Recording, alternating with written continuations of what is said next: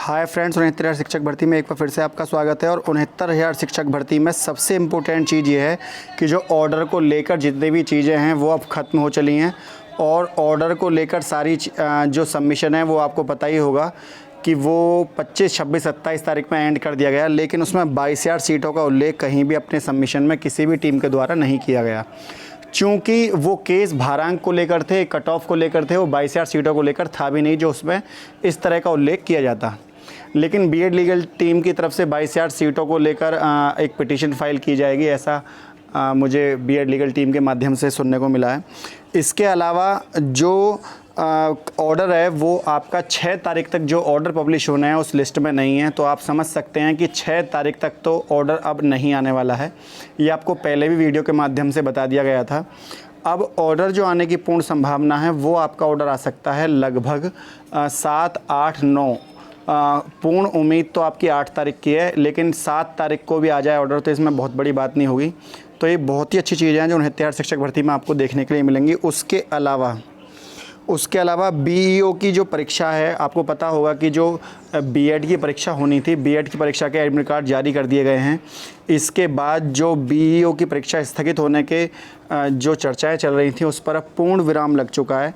इसका अर्थ यहाँ पर सीधा सीधा ये निकलता है कि जो बीईओ की परीक्षा है खंड शिक्षा अधिकारी वाली, वो अब आपकी हो सकती है, क्योंकि सरकार ने ऐसे समय में जहां सैटरडे संडे लॉकडाउन होता है, जब पीसीएस मेंस की परीक्षा स्थगित की गई थी, तो इस तरह के कयास लगाए जा रहे थे कि जब पीसीएस मेंस की परीक्षा स्थगित हो सकती है तो खंड शिक्षा अधिकारी की क्यों नहीं। हालांकि अभ्यर्थियों में काफ़ी विरोध था इस परीक्षा को लेकर, लेकिन फिर भी जो है परीक्षा सरकार कराने पर पूरी तरह से आतुर है। और जब पीसीएस मेंस की परीक्षा आप नहीं करा रहे हैं तो खंड शिक्षा अधिकारी की परीक्षा भी आपको नहीं करानी चाहिए, क्योंकि वो भी दिन संडे का पड़ रहा है। तो ये चीज़ें जो हैं गलत है, लेकिन फिर भी उसकी तैयारियां पूरी ज़ोरों तौरों से चल रही हैं और तैयारियों पर कोई विराम नहीं लग रहा है। तो आप समझ सकते हैं कि परीक्षा होना लगभग अभी आज की डेट तक तो तय माना जा रहा है। कल को परीक्षा स्थगित हो जाए तो कुछ कह नहीं सकते, लेकिन फ़िलहाल तो आज की डेट में आप अपनी तैयारी में बने रहिए। इसके अलावा बीटीसी शिक्षा मित्रों को जो शामिल कर लिया गया है उससे अभ्यर्थियों में रोष है, और वो कह रहे हैं कि यदि इनको संशोधन का मौका दिया जाता है तो हम भी कोर्ट माध्यम से जाकर, हालांकि कुछ छात्र जो है इसका विरोध कर रहे हैं कि यदि आपने इनको मौका दिया तो ये गलत होगा और चयनित सूची में से किसी को बाहर निकालना ये न्याय संगत नहीं होगा, क्योंकि जो अभ्यर्थी पहले से ही चयन सूची में जगह बना पाए हैं और सरकार यदि किसी भी को भी संशोधन का मौका एज ए मर्सी पिटीशन पे, केवल कुछ अभ्यर्थी सरकार को पत्र लिखते हैं और पत्र लिखने से ही आप उनको शामिल कर लेते हैं, तो आप समझ लीजिए चयन सूची बदलाव के सीधे सीधे संकेत हैं। सरकार चाहती है कि उसमें चयन सूची में बदलाव हो, क्योंकि इसके लिए तो लोग बच्चे केस ही लड़ रहे हैं ताकि किस तरह का बदलाव ना हो। लेकिन आप किसी की मर्सी पिटीशन, कोई आपको एज ए मर्सी दया याचिका के तौर पर आपको कोई लेटर लिखता है बेसिक शिक्षा मंत्री जी को और वो सचिव को आदेश दें इनको शामिल करने के, तो ये अपने आप में सोचनीय, विचारणीय और समझने वाली बात है कि ऐसी चीज़ें क्यों हो रही हैं।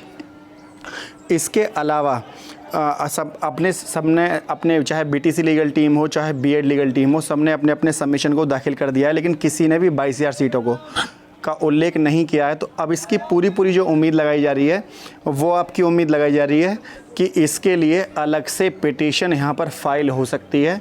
और जैसा कि बीएड लीगल टीम के जो सदस्य हैं यादव जी, उनसे मेरी बात हुई थी, उन्होंने बोला भी है। तो अभी तो फ़िलहाल तो कोर्ट ऑर्डर आने के बाद ही प्रक्रिया चलेगी जैसी भी होगी, लेकिन उसके लिए एक लंबी लड़ाई देखने के लिए मिल सकती है। कुछ अभ्यर्थी ये सोच रहे हैं कि लगभग 3% मेरिट गिर जाएगी, तो ऐसा बिल्कुल भी नहीं है। फ़िलहाल की स्थिति में यदि 67.1 है तो ज़्यादा से ज़्यादा 0.5 लिस्ट गिर सकती है, 0.5 यदि सीटें नहीं जुड़ी। लेकिन यदि 22,000 सीटें जुड़ जाती हैं तो हो सकता है 2 से 2.5 या 3% अधिकतम लिस्ट आपको देखने के लिए मिल सकती है कि नीचे गिर जाए। ऐसी स्थिति में यदि एनओसी वैलिड नहीं होती है तो आप समझ सकते हैं, हालांकि 15,000 छात्र बता रहे हैं, लेकिन आप 10,000 अभ्यर्थियों पर भी मेरिट गिराओगे तो 10,000 अभ्यर्थियों पर ज़्यादा से ज़्यादा 1.5% मेरिट गिरेगी। लेकिन 22,000 सीटें जोड़ दी गई तो वो मेरिट आपकी 3% कम से कम गिर जाएगी। ऐसी स्थिति में जनरल का जहां लिस्ट बताई जा रही थी 67.1, उनकी 64.1 पर लग जाएगी। ओबीसी की जहां 66.7 पे है, 63.7 पे लग जाएगी। जहां एससी की है तो वो तो 58-57 के करीब पहुंच जाएगी। तो ये बहुत ही अच्छी चीज़ें होंगी, लेकिन इसके लिए प्रयास लगातार करने होंगे और यदि किसी भी टीम के द्वारा कोई प्रयास नहीं किए जा रहे हैं तो ये सीटें जो हैं सरकार बचा कर ले जाएगी और अगली भर्ती में इनको जोड़ेगी। लेकिन आनंद कुमार बनाम उत्तर प्रदेश सरकार जो केस है उसमें 1,37,000 पदों को 6 महीने में भरना था, उसके अंतर्गत इन पदों को जोड़ना यहाँ पर अनिवार्य बन जाता है। लेकिन फ़र्क ये है, बात इस बात की है कि सरकार स्वयं जोड़ती तो अच्छा लगता, लेकिन अगर अभ्यर्थियों को कोर्ट केस करके जीत मिलेगी तो उन्हें उनकी नियुक्ति तो मिलेगी, लेकिन वो कहीं ना कहीं लेट हो जाएंगे। तो आप धैर्य रखिए, जो कम गुणांक वाले छात्र हैं और जो बिल्कुल बॉर्डर लाइन पर हैं, थोड़ा सा धैर्य बना कर रखिए।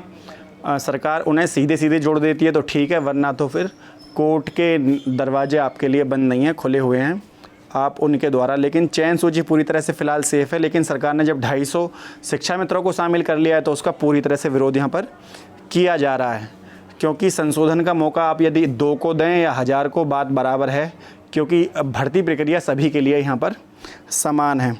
तो फ्रेंड, यदि वीडियो आपको अच्छी लगी तो वीडियो को लाइक, शेयर और चैनल को सब्सक्राइब करना ना भूलें। आज के लिए इतना ही। जय हिंद, जय भारत।